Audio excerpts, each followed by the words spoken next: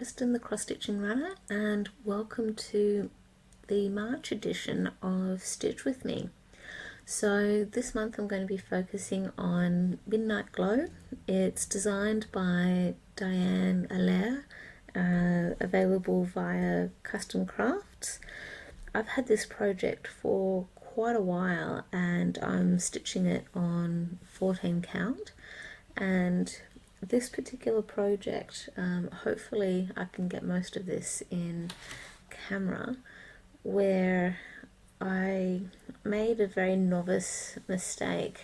You'll soon see near the top of the ears here, a bit of a novice mistake of not leaving enough fabric at the top here, so it means that when this project does get framed up, that a part of the stitching that I've done here is going to end up being folded over, so the framing will actually end up being a lot closer to the ears, but I guess I'll just have to live with that.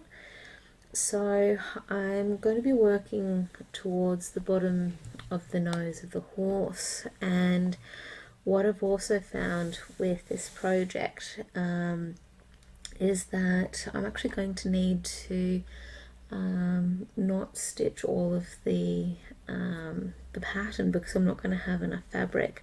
So you may see on the picture here where my fingers are pointing that I'm actually going to not be able to stitch some of the I guess mane and tail that we see at the very bottom here on the picture, but the really important thing is that I'm going to be able to still stitch all of the horse's nose and mouth, so that's going to be the important thing, because I would hate to not be able to get all of this gorgeous horse in. And yeah, it's wonderful. I've definitely missed stitching on this, so what I'm going to do is just get this project into the hoop and we'll get started. Hey everyone, so we're back, and I have already made a little bit of a start with the stitching, and just before I really jump into today's session, I just want to recognise that today I am filming on Monday the 14th of March, and it's a special day here in Canberra where I live, because today is Canberra Day. So it's a celebration of, oh gosh, it works out to being perhaps 110, maybe 109. Yeah, maybe, I think it might be 109 years since Canberra was officially named, and I guess, yeah, we get to celebrate all things that are wonderful and brilliant about Canberra. And it means that with Canberra Day, it's a public holiday just for everyone who lives or works here.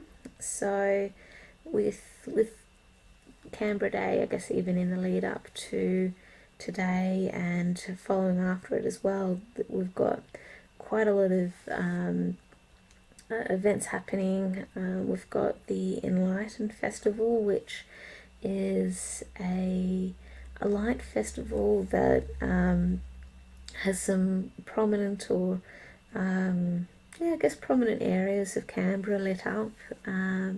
So we've got some tourist destinations that have a variety of interesting artwork projected up onto different buildings, like I guess Parliament House. We've got the National Library, I think there's the National Portrait Gallery, they've got some things happening as well. There's different music concerts and such happening at different locations in, I guess, the town centre of Civic.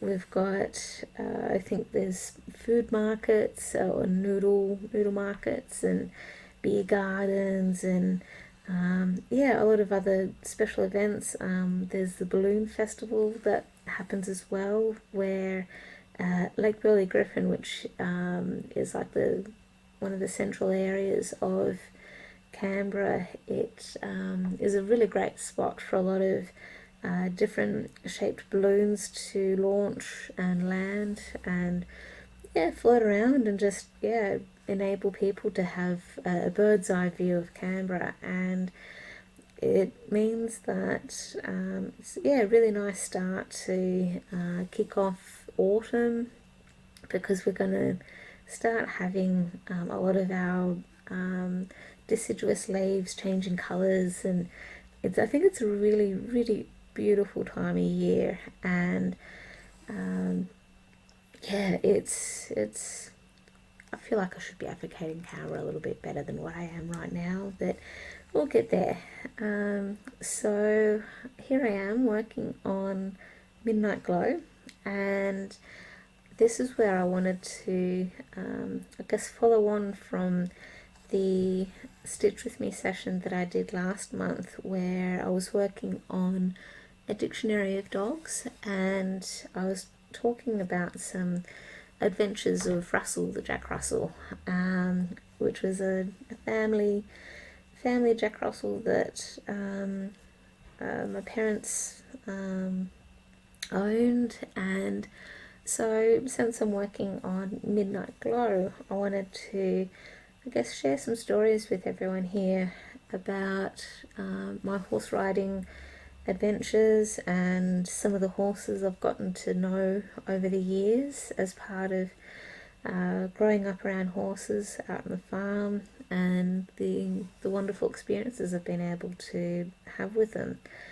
And I guess also I wanted to share with you the fact that I'm back in the saddle again. So about it's been probably about 7 years since I've last really gone for a ride on a horse. And so yesterday my mum and I, we went for a trail ride at the Forest Park riding school. So it's about a half an hour drive south of where I live, and it's a nice part of Canberra. And it was just so good to go for that ride. All of the horses are just so gentle and sweet and kind, and it really gave Mum and I a really good boost of confidence, and just had us excited about getting back into riding again. Because for Mum, she grew up a bit around horses, and I think when she was a teenager she had horses, and then I guess when Mum and Dad, we eventually moved out to a farm, Mum really wanted to have horses again, and get myself and my siblings into riding as well. So I was very lucky to be able to experience the joy of growing up around horses and going for horse rides around the farm, and then meeting friends through horses and horse riding, and being able to go horse riding with them as well. I was also fortunate enough to be able to go to Pony Club for a few years there. So I started going to Pony Club probably when I was in my mid to late teens, and it was really good to have that experience. So I guess to put it in perspective, like with Pony Club, I already knew how to horse ride, and I'd been riding for many years, and my mum taught me how to ride, and she then arranged for some people to, I guess various people over the years, to come and teach my sister and I a little bit more about how to ride horses, and make sure that the way that we were riding was correct, and I guess updating and tweaking our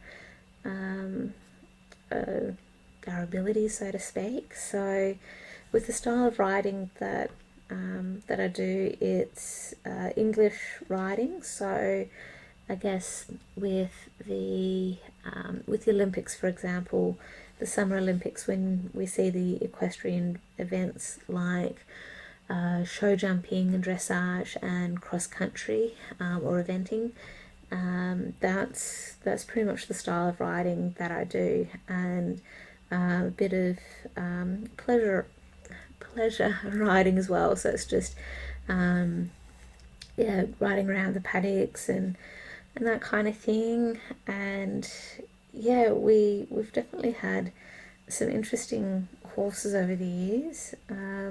So most of the horses I had were white horses, different breeds. I'm not sure what breeds specifically they may have been, but they definitely weren't as tall as some of the thoroughbreds and eventing horses that we see at the Olympics. Though those are very tall horses, but they need to be able to do a lot of those amazing things that they're asked to do. So I guess you could say the horses I rode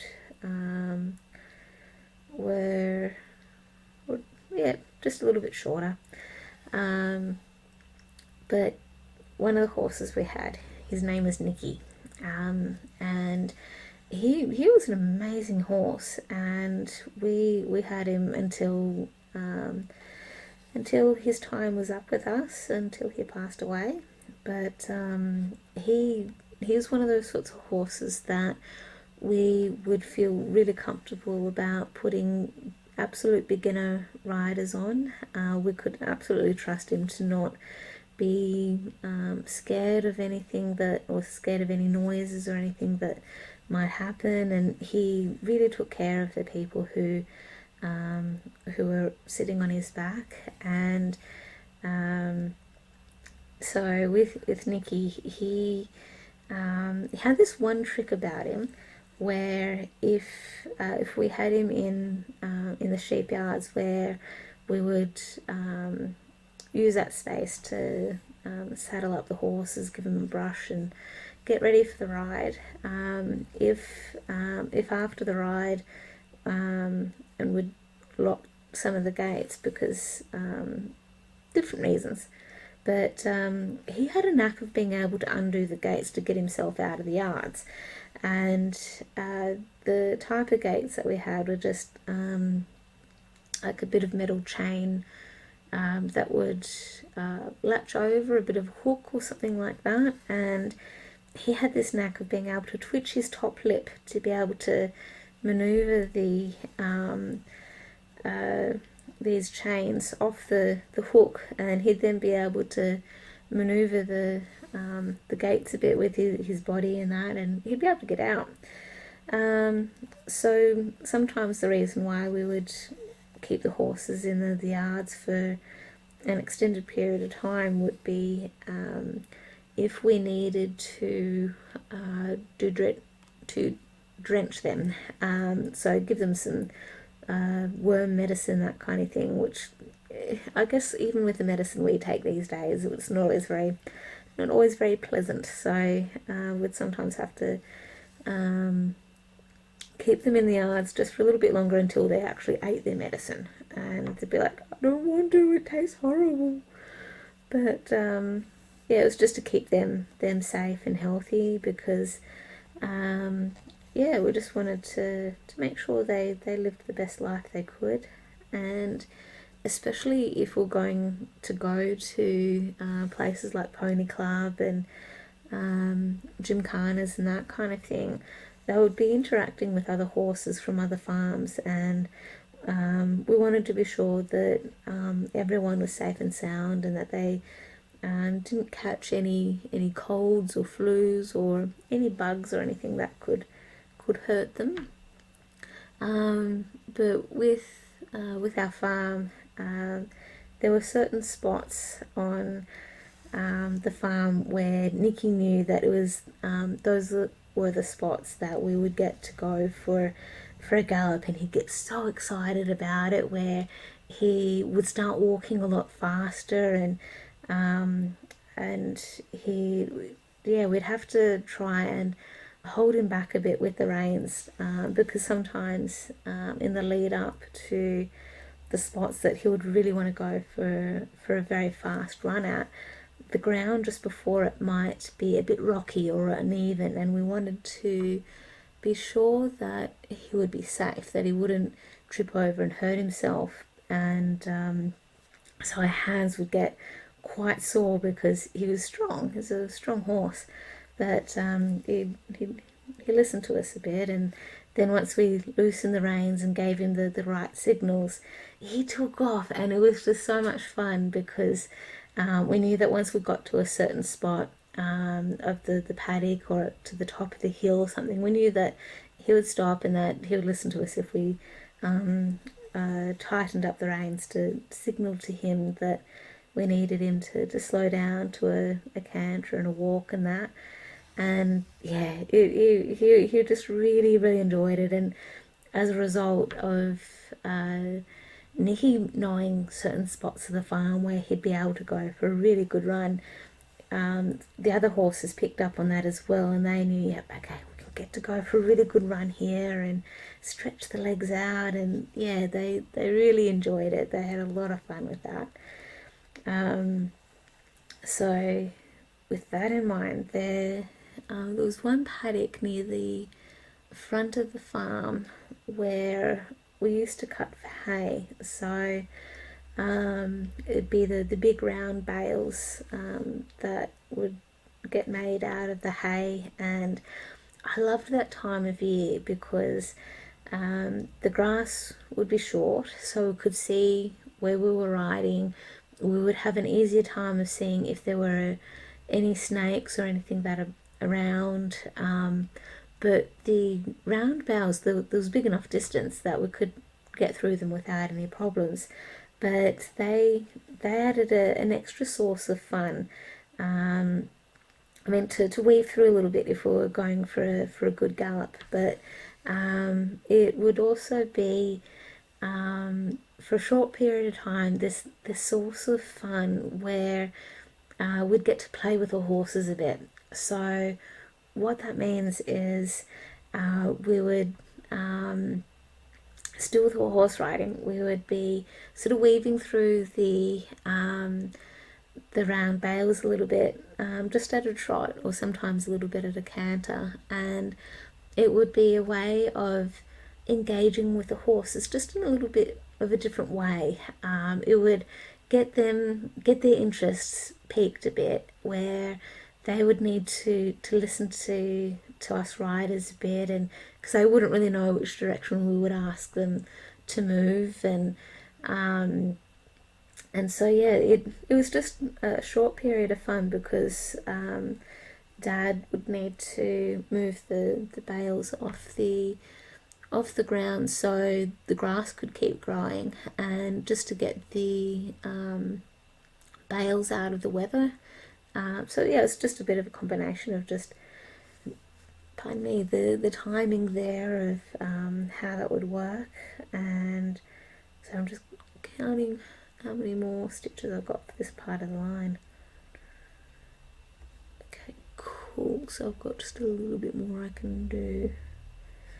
Okay, so yeah, Nicky had, I think, just with the type of training he had, he'd been taught, I think he had gone to Pony Club and to a lot of different gymkhanas, which are like are shows all just for horse riding, and the gymkhanas are where a number of different pony clubs come together. They're a part of a district, so it's a bit like say primary schools getting together to compete against each other for athletics, whether it be running events or your shot put, your field events, those sorts of things, or if you're part of a running group or something like that, then there'd be those track and field kind of meets. So that's pretty much what gymkhanas were like. And in the mornings with the gymkhanas,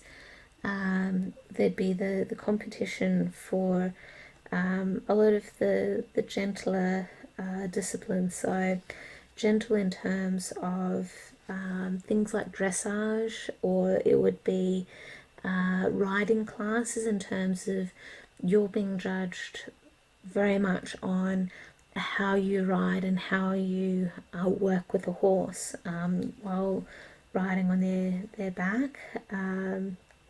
So that can be while you're in the saddle or bareback.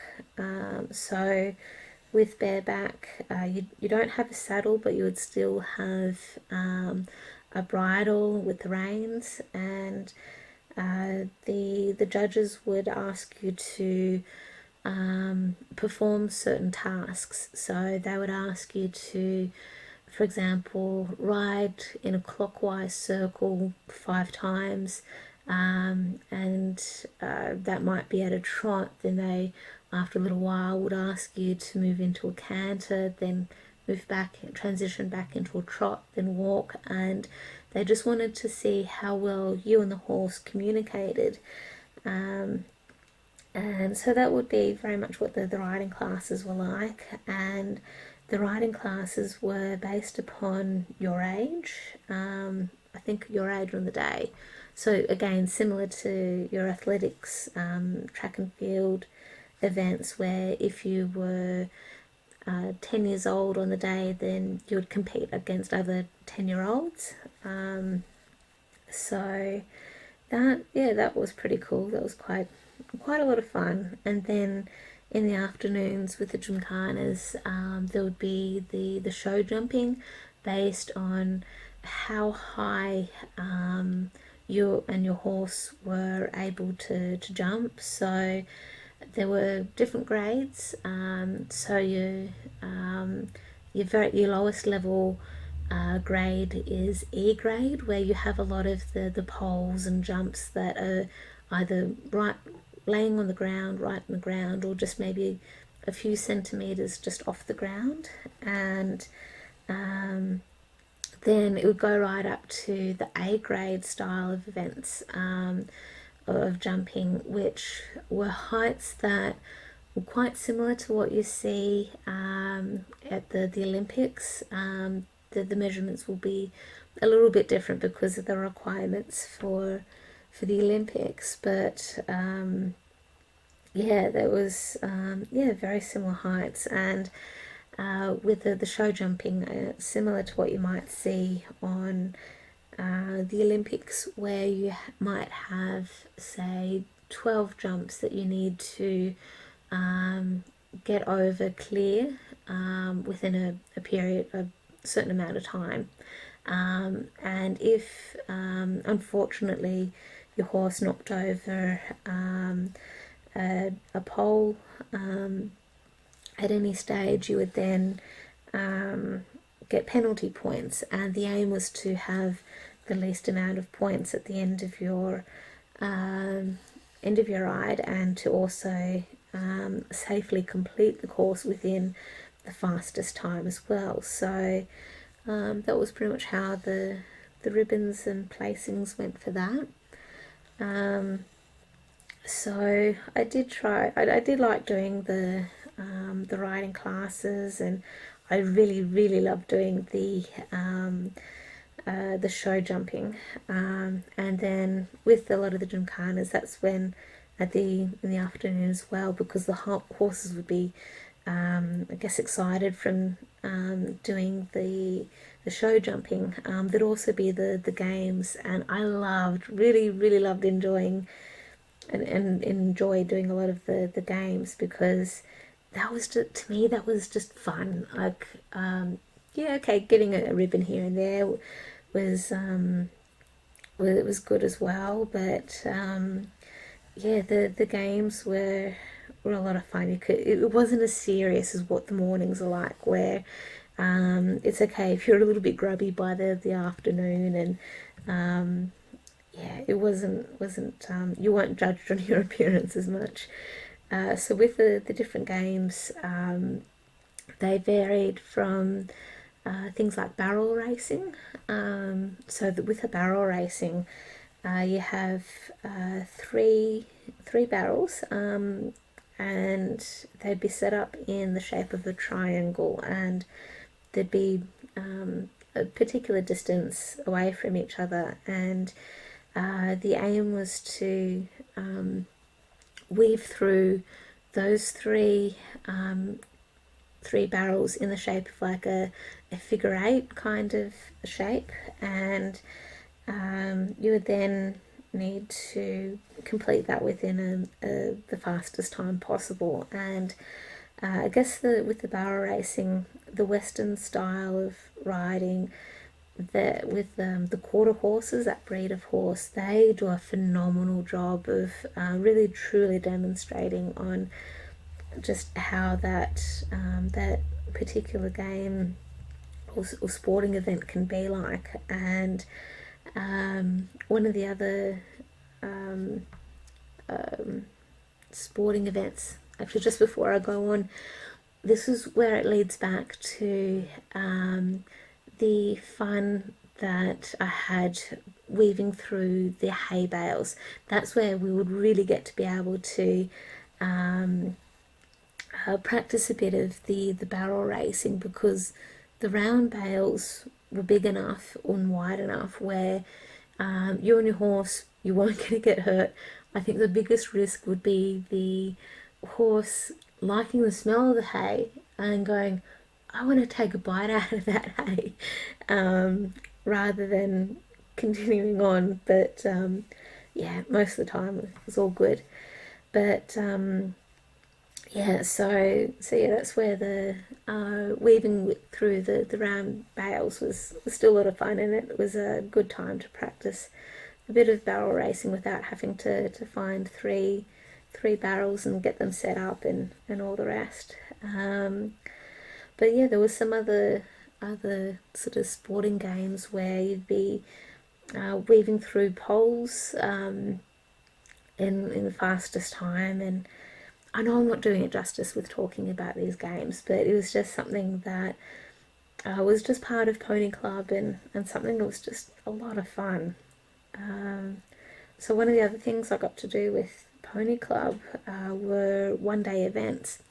So I guess it's similar to what we see at the Olympics, where you have dressage, cross country, and show jumping. And I guess they would be officially called 3-day events, where you've got the dressage on one day, you would have the cross country on the second day, and then the show jumping on the third day. But with one-day events, you've got all three events on the one day. So that's, yeah, it was an extra bit of pressure, but it was fun. And yeah, with the dressage tests, that's where, yeah, I didn't really take it seriously, so I didn't practice as much as what I should have if I wanted to do well at them. So I think for most of the tests, I was lucky to pass a lot of my tests, mostly because I'd try my best at doing what was required of the test, where it would be a series of tasks I'd have to do, like walking, trotting, and cantering at certain points around the rectangle arena, and that's where I still don't properly know why we've got their random letters like we do in dressage, and why they're located at those spots. The only one that I can really properly see and justify is the spot where everyone has to stop and recognise the judges by saluting to them, or you tip your hat, or something like that. And that's where it's X marks the spot. Where the X is, that's where you need to stop and salute and say thank you. Pardon me. Sorry for that. Yeah, and recognise the judges. Sorry about that. I just went and got some water. So yeah, I definitely don't quite understand the logic behind the letters and why they are where they are. Yeah, I definitely found, yeah, show jumping even in one day events was still a lot of fun. And with the cross country events, I guess that with that stage, I definitely enjoyed doing the cross country, but I was very cautious and careful with that, because even though with being on the farm, we were lucky to have, pardon me, I guess some natural gullies and valleys and dips and rises and all the rest there. I didn't actively make the most of them. I guess, partly due to some of those spots not being quite safe for horses, and also we didn't put shoes on our horses, so the metal horseshoes that I guess some people consider to be good luck and that kind of thing. Yeah, so we putting shoes on horses can be expensive, and they require a lot of maintenance, but they can be they still serve a purpose, depending on what you're needing to do.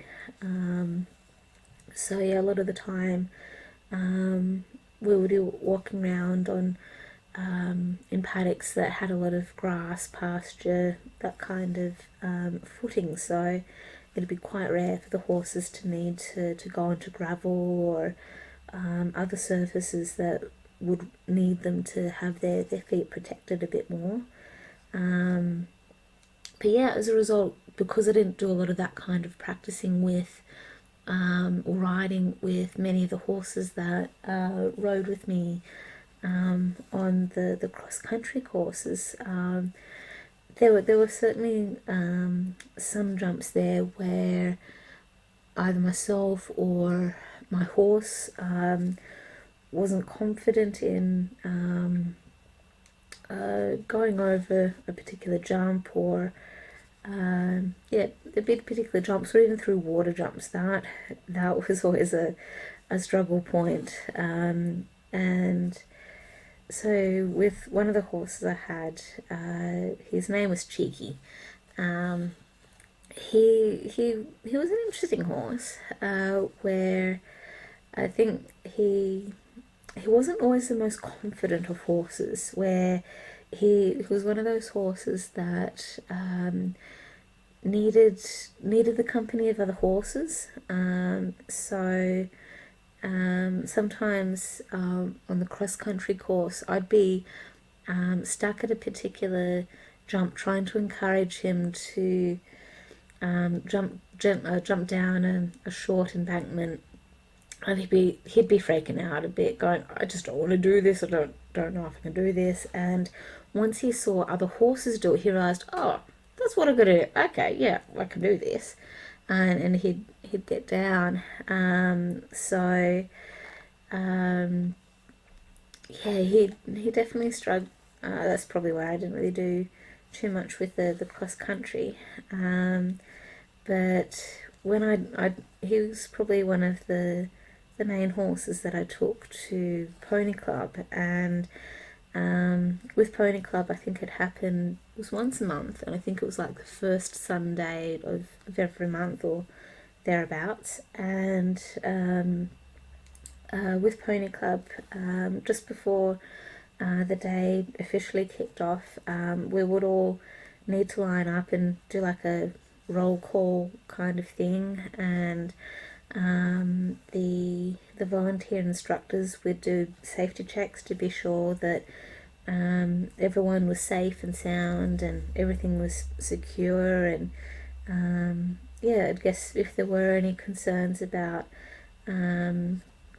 how certain gear was set up or anything, we'd be able to make adjustments if we needed, and all the rest. And sometimes when the instructors were just letting us know how the day would go, right in the middle of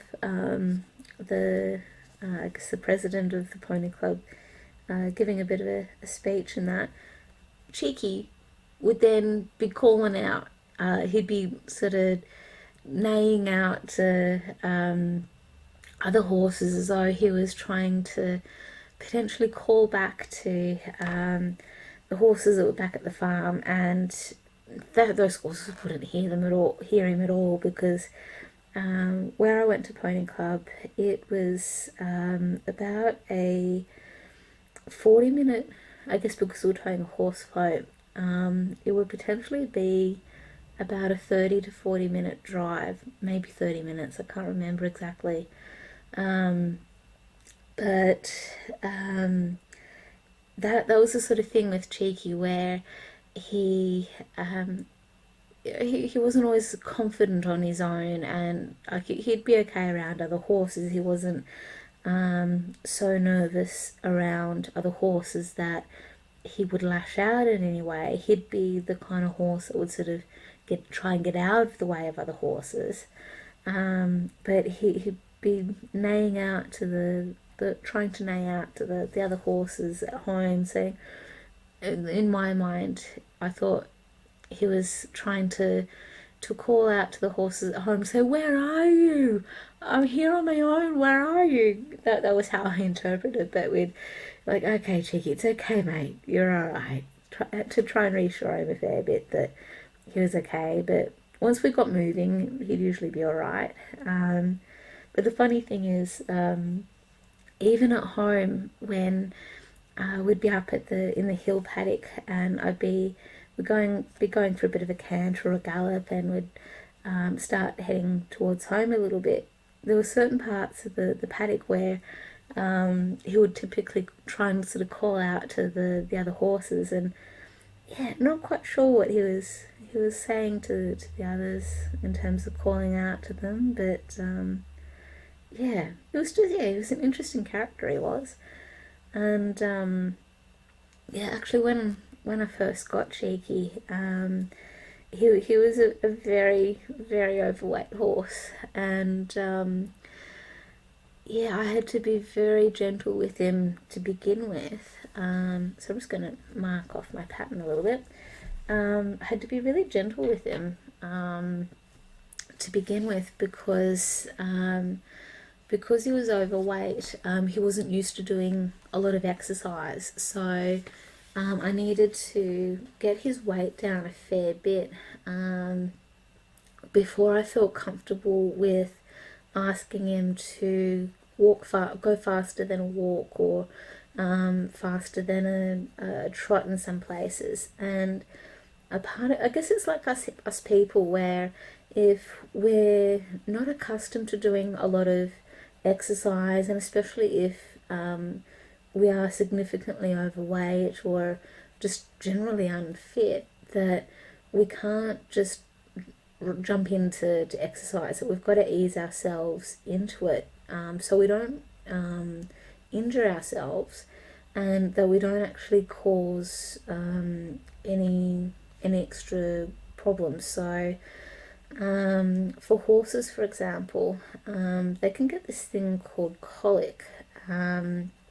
So with colic, it can be caused by a few different things, and I guess the short story of colic is that the horses get this really bad stomach ache. It's really painful for them, and if you're able to come across it early enough, in terms of coming across the symptoms of colic, then you're able to try and get the vet to try and help them a little bit with releasing the blockage that they've got, because that's part of why they've got a stomach ache. A part of their digestion is blocked, and the blockage needs to be released. So sometimes to release the blockage, unfortunately you don't get much sleep as a result, but sometimes you can keep them moving by gently walking the horse around a bit, and just by the act of walking, that can help sometimes to release what the blockage is.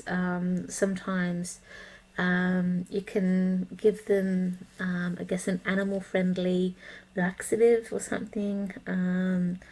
The laxatives could be a different kinds of things. I think some kind of special cod oil or something similar to that can help. But there's different treatments that that can help them, and if it's caught soon enough, they'll be okay. So sometimes if the horse has a change in the exercise, the amount of exercise that they do, especially if they haven't done a lot of exercise, that can bring on colic, but it can cause a lot of strain on their heart, I guess, for people as well. If you've been inactive for a long time and all of a sudden you want to start sprinting down the street multiple times a week, and that it can sometimes cause you more harm than good. So that was just what I was aware of with Cheeky. I didn't want to put any undue stress on his body until I knew that he was okay for it. And it did mean that it was a bit boring for us. Like, there were times where he really did want to go a bit faster, and because I know he was getting bored as well. And I think with Cheeky, I think he must have had just like he was interesting. I think he might have had like a smidgen of Arab, just because of the shape of his face and that kind of thing. But he had a mixture of a few different breeds in him, and yeah. So Cheeks and I, yeah, we definitely got to go to quite a lot of shows, and he'd call out to other horses, and yeah, he was quite an interesting horse. And sometimes, like, as part of going to pony club and that, just as part of travelling there, you'd look in the rear vision mirror to keep an eye on the horse to be sure they're going okay, and just every so often in the rear view mirror you can sort of tell a little bit if they're stressed or if something's going on. And we'd have a bit of a laugh where if we needed to turn corners, like if you come up to an intersection, you need to turn off one road onto another. Mum was always very gentle. Mum was a brilliant driver, with a horse float and that kind of thing.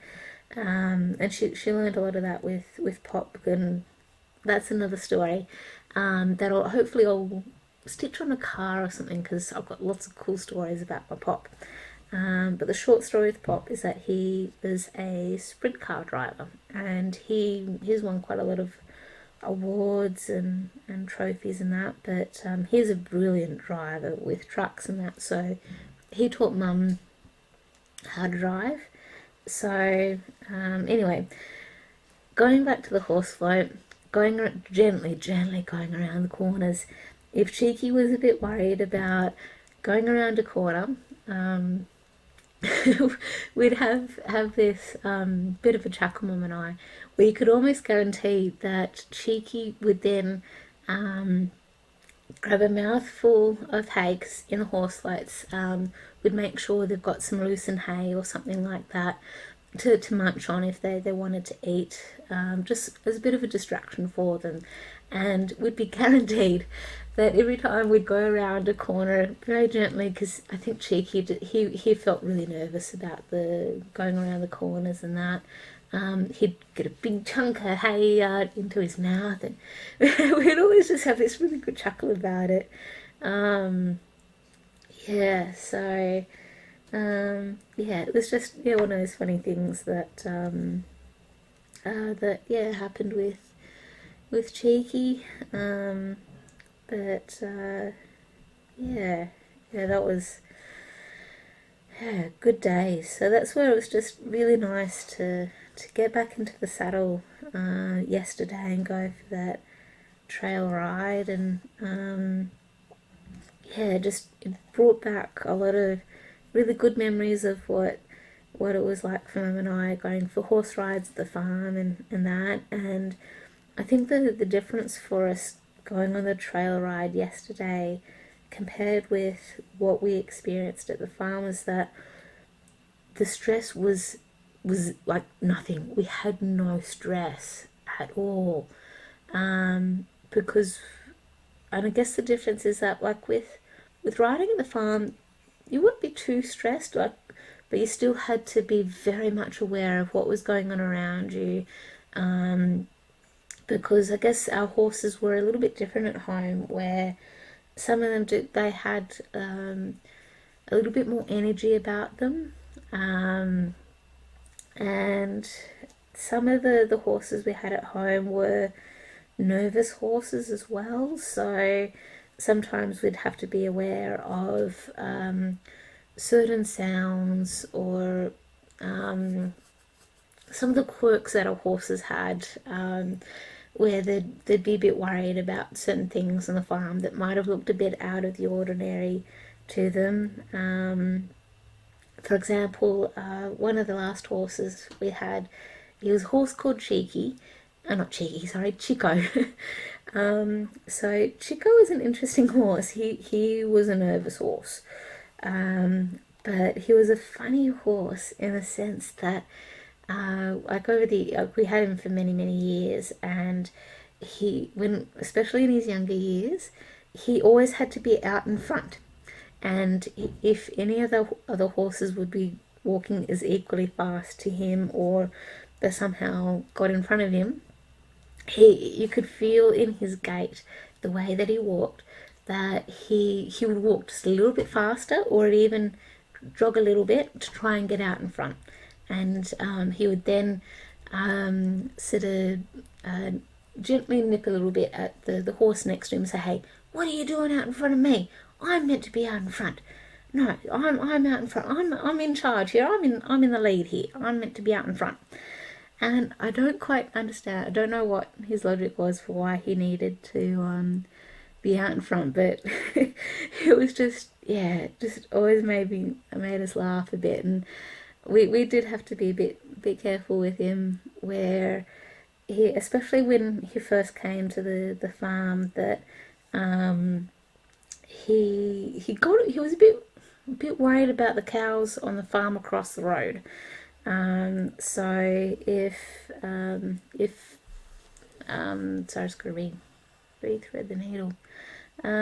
So if the cows in one of the farms across the road, if they change paddocks or something, Chico would have his head a bit higher up in the air going, "What are they doing there? They shouldn't be there. I don't remember them being there. Why are they there?" And he'd snort a little bit, and he'd sort of prance around a little bit because he was a little bit worried about them. But not that I don't think he really ever had anything against cows, but I think, not sure what his life experience was like for him to react the way that he did with the cows. But by the end of his life, though, he had no problem with cows at all, because we have beef cattle on the farm, and he became an honorary cow as it was towards the end of his life. So he wasn't worried. I think we also helped to reassure him, "Look, hey, there's nothing wrong with the cows. It's okay for them to be there. You're okay." It's just one of the funny quirks with Chico. He was one of those horses, I think, that would have been absolutely brilliant at stock work. So stock work would have been things like rounding up the cows. I think he would have been really good at barrel racing. He had that ability of really being able to quickly change from left to right, to, like, if he needed to separate certain cows from a spot, or if he needed to get cows back to a certain point, he would have been brilliant at that. He just had that, I think, that ability just to chop and change. And he has caught us out every so often with his ability to all of a sudden quickly change of direction without us really paying attention. I know, or he's caught me out, and as a result, I've sometimes gone head over turkey and fallen off, but that was my fault. That was me not paying attention to what was going on. So yeah, Chico is definitely interesting, and we found that we could canter on him a little bit, but we're better off just walking or trotting. So he was very flat in the way that he would canter or gallop. He was very fast at galloping. It was brilliant, but yeah, it was very flat. He was always quite skinny, quite slim. But yeah, it's all good. Well, I'll call it a day with that. I've actually gotten a fair bit done. Thank you for letting me ramble on a bit about horse riding and all of that fun stuff. It actually brought back even more memories. Yeah, that was just Noah.